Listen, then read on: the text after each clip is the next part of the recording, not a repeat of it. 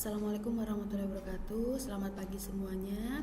Hari ini kita akan membahas materi terkait developing information system.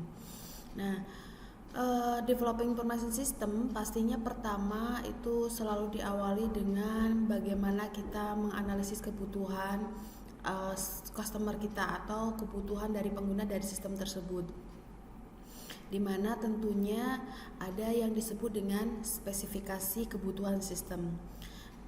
Nih, ada beberapa cara menetapkan spesifikasi sebuah sistem itu bisa dengan menggunakan pertimbangan keterbatasan dari sistem yang ada. Jadi kalau sudah ada sistem, kemudian dia ingin tambahan apa, nggak bisa apa sistemnya yang sekarang, nah itu bisa menjadi spesifikasi. Misalkan contohnya saat ini misalkan STIMIK Rosma sedang membangun sistem SIAKAT, sistem akademik. Nah, ternyata sistem akademik itu baru bisa untuk FRS saja, belum terintegrasi dengan keuangan. Nah, maka keterbatasan inilah yang menjadi spesifikasi. Berarti STIMIK Rosma membutuhkan sistem akademik yang terintegrasi dengan keuangan, seperti itu. Atau juga bisa menggunakan project proposal. Ya, ini biasanya ada kebutuhan. Ada proposal lah intinya, bisa digunakan untuk menetapkan spesifikasi. Ada juga menggunakan business process model. Jadi ada model di mana ada proses baru, kemudian yang harus ditetapkan aplikasi sistem informasinya, seperti itu. Yang kedua terkait dengan bagaimana memulai problem specification atau spesifikasi masalah itu. Untuk membangun sebuah sistem baru, pasti kita membutuhkan usaha untuk mengobservasi. Yang tadi sudah saya sampaikan, kita mempertimbangkan sistem informasi yang sudah ada, sehingga sistem baru yang diperlukan itu apa, kemudian apa platform dari sistem baru yang akan dijalankan, ketergantungan antara sistem satu dengan sistem yang lainnya seperti apa, dapat dilihat ini biasa dari arsitekturnya. Kemudian juga problem specification ini juga mengobservasi budget, kemudian orang yang terlibat, seperti itu. Kemudian yang selanjutnya kita banyak mengenal ya di beberapa perkuliahan kita di awal. Saya juga pernah mengajarkan terkait graphic notation dari business process modeling. Yang salah satunya pernah belajar diagram konteks ya, DFD. Nah, ini yang termasuk pada struktur analisis. Kemudian Anda pernah belajar UML ya, ada use case, activity diagram, kemudian diagram sequence, kemudian state diagram, class diagram. Nah, ini masuk pada graphical notation yang nantinya ini menjadi sebuah evidence, bukti observasi kita telah mengobservasi kebutuhan sistem baru. Kemudian event driven process change, ini saya belum pernah. Kemudian ada juga business process diagram, yaitu pada BPMN. Untuk yang angkatan 2017 belum nerima, tapi angkatan 2018 pastinya sudah pernah ya. Nah, proses model dan informasi sistem development paradigmanya itu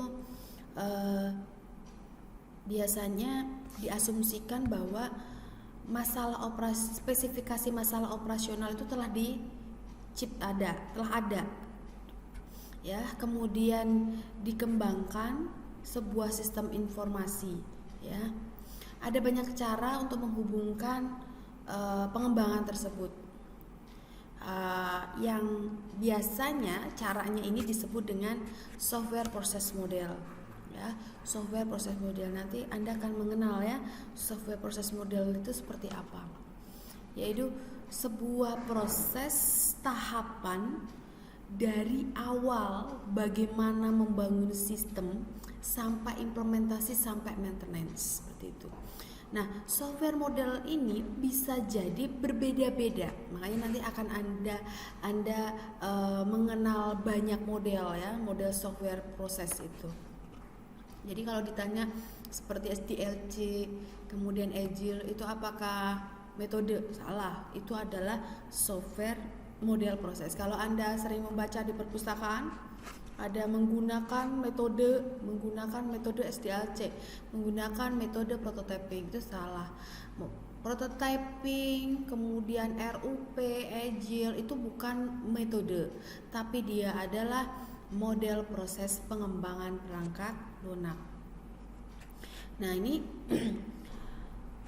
yang tadi saya jelaskan ya. Jadi model proses software itu ada satu set aktivitas yang dihubungkan hasilnya ya dengan hasilnya ke dalam produksi dari evolusi sebuah software. Bentuknya sih abstrak ya, software model proses itu bentuknya abstrak karena dia tuh tahapan seperti itu. Kemudian ini ada jenis-jenisnya ya. Ada linear, iteratif development. Kalau di mata kuliah rekayasa perangkat lunak, Anda belajar lebih dalam terkait ini. Cuma nanti juga saya bahas. Ada linear, iteratif development itu pengulangan. Kalau linear lurus, sequential itu per tahap. Kemudian incremental. Ada agile yang cara cepat, kemudian evolutionary development dan lain-lain. Ini ada salah satu nama-nama yang nanti ini bisa Anda cari ya di Google Scholar. Apa sih iterative development? Pengembangan perangkat lunak menggunakan iterative development. Cari di Google Scholar. Nanti kenapa saya minta Anda mencari di Google Scholar? Kalau Anda di Google Scholar itu adalah contoh-contoh dari penelitian yang telah dilakukan, sehingga Anda bisa menganalisis, oh iteratif itu ternyata langkahnya begini, oh agile itu langkahnya begini, seperti itu. Karena kalau saya hanya jelaskan konsep saja, pasti kalian gak nyambung. Lebih baik Anda baca, cari di Google Scholar, kemudian Anda pahami langkah-langkahnya, sehingga Anda bisa menentukan ketika Anda mendapatkan proyek sebuah pengembangan perangkat lunak, mau pakai langkah-langkah pengembangan atau model proses pengembangan perangkat lunak yang mana, seperti itu. Nah, ini ada, selain itu ada sequential ya, yang tadi sequential itu masuk pada contohnya waterfall. Waterfall itu kalau analisis kebutuhan sistemnya belum tepat, belum selesai, belum di-akses oleh si customer, dia belum maju pada desain misalkan. Kalau desainnya belum beres, dia nggak akan maju pada development gitu. Development dari dia harus bentuknya sequential. Kemudian ada prototyping and evolutionary (RAD) ya. Prototyping ini Anda cukup bertanya, oh kebutuhannya apa? Oh saya butuh sistem akademik sekolah. Oh ya, langsung dia bayangan dengan proses standarnya seperti apa dia buat. Lalu dia presentasikan udah jadi. Oh ternyata di kita ada begini, nanti dia pada edit. Maka ada evolutionary seperti itu. Dan ada agile, offspring, open source dan sebagainya. Nanti ini Anda baca sendiri ya. Ini adalah model proses pengembangan perangkat lunak yang nanti juga akan saya bahas pada slide berikutnya. Oke, ini terkait pengembangan developing information system ya. Nanti selanjutnya akan lebih detail terkait model proses pengembangan perangkat lunak. Terima kasih.